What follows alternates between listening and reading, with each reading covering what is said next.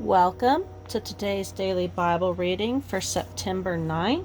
We'll begin in Isaiah chapter 3, verse 1. For behold, the Lord of hosts, doth take away from Jerusalem and from Judah the stay and the staff, the whole stay of bread and the whole stay of water. The mighty man and the man of war, the judge and the prophet, and the prudent and the ancient, the captain of 50 and the honorable man, and the counselor, and the cunning artificer, and the eloquent orator. And I will give children to be their princes, and babes shall rule over them. And the people shall be oppressed, every one by another, and every one by his neighbor. The child shall behave himself proudly against the ancient, and the base against the honorable. When a man shall take hold of his brother of the house of his father, saying, Thou hast clothing, be thou our ruler, and let this ruin be under thy hand. In that day shall he swear, saying, I will not be a healer, for in my house is neither bread nor clothing. Make me not a ruler of the people.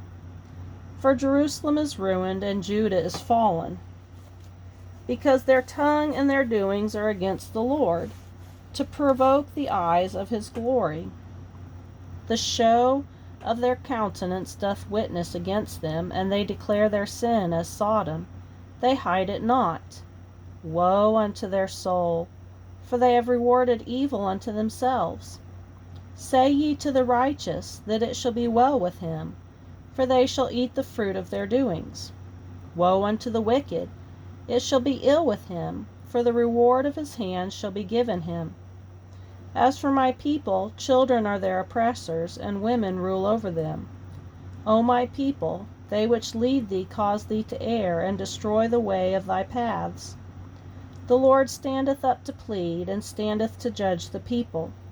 The Lord will enter into judgment with the ancients of his people, and the princes thereof, for ye have eaten up the vineyard. The spoil of the poor is in your houses. What mean ye that ye beat my people to pieces, and grind the faces of the poor, saith the Lord of hosts.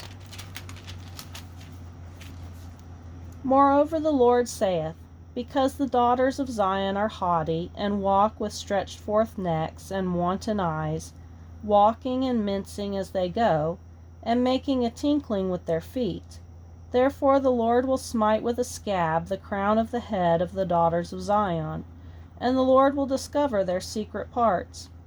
In that day the Lord will take away the bravery of their tinkling ornaments about their feet, and their cauls and their round tires like the moon, the chains and the bracelets and the mufflers, the bonnets and the ornaments of the legs, and the headbands and the tablets and the earrings, the rings and nose jewels, the changeable suits of apparel, and the mantles, and the wimples, and the crisping pins, the glasses, and the fine linen, and the hoods, and the veils.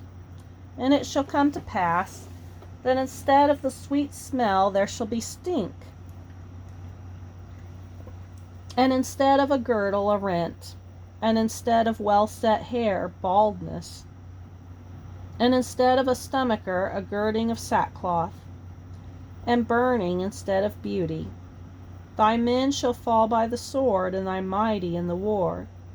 And her gates shall lament and mourn, and she, being desolate, shall sit upon the ground. And in that day 7 women shall take hold of one man, saying, We will eat our own bread, and wear our own apparel. Only let us be called by thy name, to take away our reproach. In that day shall the branch of the Lord be beautiful and glorious, and the fruit of the earth shall be excellent and comely for them that are escaped of Israel. And it shall come to pass, that he that is left in Zion, and he that remaineth in Jerusalem, shall be called holy, even every one that is written among the living in Jerusalem. When the Lord shall have washed away the filth of the daughters of Zion, and shall have purged the blood of Jerusalem from the midst thereof, by the spirit of judgment, and by the spirit of burning. And the Lord will create upon every dwelling place of Mount Zion, and upon her assemblies, a cloud and smoke by day, and the shining of a flaming fire by night. For upon all the glory shall be a defense. And there shall be a tabernacle for a shadow in the daytime from the heat, and for a place of refuge, and for a covert from storm and from rain.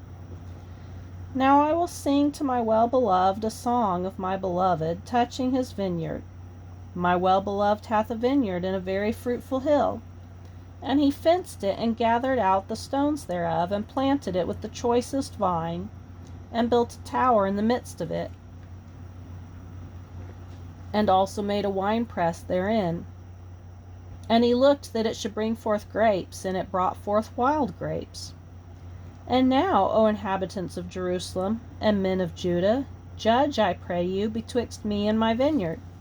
What could have been done more to my vineyard that I have not done in it? Wherefore, when I looked that it should bring forth grapes, brought it forth wild grapes? And now go to, I will tell you what I will do to my vineyard. I will take away the hedge thereof, and it shall be eaten up, and break down the wall thereof, and it shall be trodden down. And I will lay it waste, it shall not be pruned, nor digged, but there shall come up briars and thorns. I will also command the clouds that they rain no rain upon it. For the vineyard of the Lord of hosts is the house of Israel, and the men of Judah his pleasant plant. And he looked for judgment, but behold oppression, for righteousness, but behold a cry. Woe unto them that join house to house, that lay field to field, till there be no place that they may be placed alone in the midst of the earth.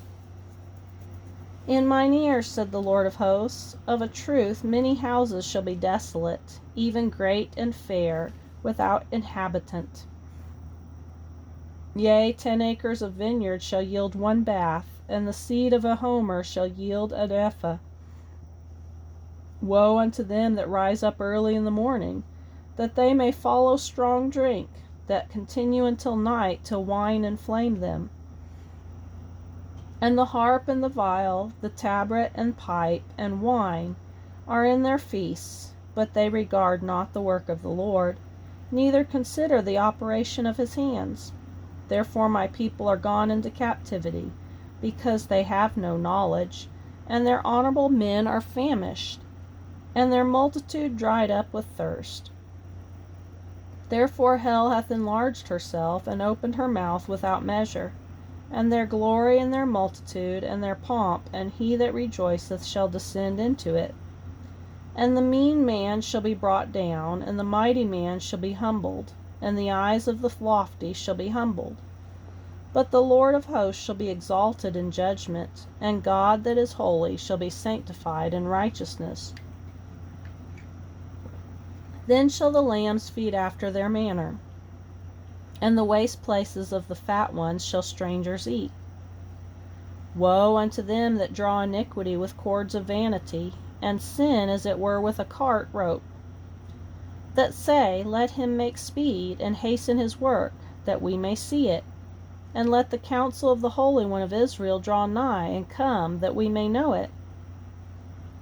Woe unto them that call evil good, and good evil, that put darkness for light, and light for darkness, that put bitter for sweet, and sweet for bitter.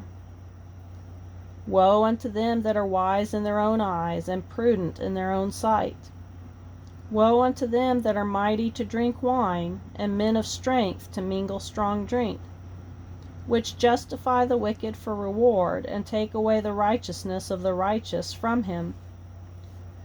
Therefore, as the fire devoureth the stubble, and the flame consumeth the chaff, so their roots shall be as rottenness, and their blossoms shall go up as dust, because they have cast away the law of the Lord of hosts, and despised the word of the Holy One of Israel.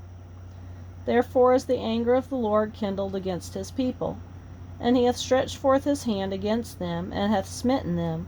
And the hills did tremble, and their carcasses were torn in the midst of the streets. For all this his anger is not turned away, but his hand is stretched out still. And he will lift up an ensign to the nations from afar, and will hiss unto them from the end of the earth. And behold, they shall come with speed swiftly. None shall be weary nor stumble among them, none shall slumber nor sleep. Neither shall the girdle of their loins be loosed, nor the latchet of their shoes be broken. Whose arrows are sharp, and all their bows bent. Their horses' hoofs shall be counted like flint, and their wheels like a whirlwind. Their roaring shall be like a lion, and they shall roar like young lions. Yea, they shall roar, and lay hold of the prey, and shall carry it away safe, and none shall deliver it.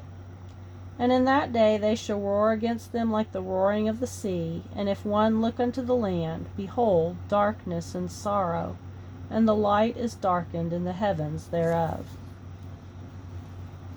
Now we'll go to 2 Corinthians chapter 11, verse 1. Would to God ye could bear with me a little in my folly, and indeed bear with me.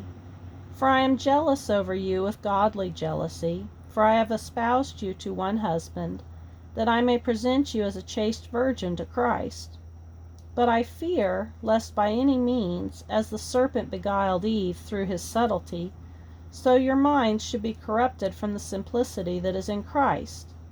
For if he that cometh preacheth another Jesus, whom we have not preached, or if ye received another Spirit, which ye have not received, or another gospel, which ye have not accepted, ye might well bear with him. For I suppose I was not a whit behind the very chiefest apostles. But though I be rude in speech, yet not in knowledge. But we have been thoroughly made manifest among you in all things. Have I committed an offense in abasing myself that ye might be exalted, because I have preached to you the gospel of God freely? I robbed other churches, taking wages of them, to do you service. And when I was present with you, and wanted, I was chargeable to no man, for that which was lacking to me the brethren which came from Macedonia supplied, and in all things I have kept myself from being burdensome unto you, and so will I keep myself. As the truth of Christ is in me, no man shall stop me of this boasting in the regions of Achaia. Wherefore? Because I love you not? God knoweth. But what I do, that I will do, that I may cut off occasion from them which desire occasion, that wherein they glory, they may be found even as we. For such are false apostles, deceitful workers, transforming themselves into the apostles of Christ. And no marvel, for Satan himself is transformed into an angel of light. Therefore it is no great thing if his ministers also be transformed as the ministers of righteousness, whose end shall be according to their works. Now we'll go to Psalm chapter 53, verse 1. The fool hath said in his heart, There is no God. Corrupt are they, and have done abominable iniquity. There is none that doeth good. God looked down from heaven upon the children of men, to see if there were any that did understand, that did seek God. Every one of them is gone back. They are altogether become filthy. There is none that doeth good, no, not one. Have the workers of iniquity no knowledge, who eat up my people as they eat bread? They have not called upon God. There were they in great fear, where no fear was. For God hath scattered the bones of him that encampeth against thee. Thou hast put them to shame, because God hath despised them. O that salvation of Israel were come out of Zion! When God bringeth back the captivity of his people, Jacob shall rejoice, and Israel shall be glad. In Proverbs chapter 22, verse 28 through 29. Remove not the ancient landmark which thy fathers have set. Seest thou a man diligent in his business? He shall stand before kings. He shall not stand before mean men.